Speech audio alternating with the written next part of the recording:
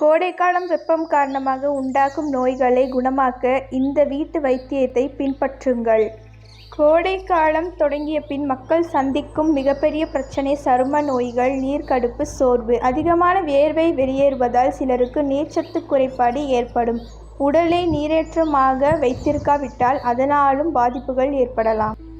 இந்த பதிவில் கடும் வெப்பம் உண்டாக்கும் நோய்களை தவிர்க்க சில வீட்டு வைத்தியங்களை தெரிந்து கொள்ளுங்கள். தினமும் காலை 5 சின்ன வெங்காயம் சாப்பிடுங்கள். இது வெயில் கால நோய்க்கு நல்ல மருந்து. மதிய உணவுடன் 2 சின்ன வெங்காயம் சேர்த்து உண்ணலாம். கோடை காலங்களில் பழைய சோற்று, நீச்ச தண்ணீரும் சின்ன வெங்காயமும் அவ்வளவு நல்லது. கற்றாழை அல்லது எலும்பிச்சை சாறை தலையில் தேய்த்து குளித்தால் அவ்வளவு நல்லது. வெயில் காலம் நோய்களை கிட்ட அண்ட விடாமல் ஆரோக்கியமாக இருக்க வாரம் 2 முறை நல்லெண்ணெய் குளியல் போடுவது நல்ல பலன் தரும். வெந்தயம், பெருஞ்சீரகம் ஆகியவை குளிர்ச்சி தரும். இவற்றை தண்ணீரில் சேர்த்து அதிகாலை குடிக்கலாம்.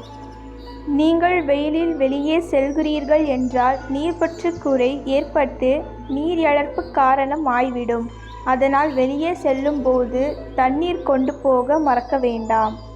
எப்போதும் கையில் எலும்பிச்சை வைத்துக் கொள்ளுங்கள். இதனை பிழிந்து நீருடன் அருந்துவதால் நீர் இழப்பு சரியாகும். தர்பூசணி, வாழைப்பழம், கரும்புச்சாறு, நுங்கு, இளநீர், வெள்ளரிக்காய் ஆகியவை வெயிலுக்கு நல்லது. இதனால் தலை சுற்றல் போன்ற நோய்களை தவிர்க்கலாம். அடிக்கடி எடுத்துக்கொள்ளுங்கள்.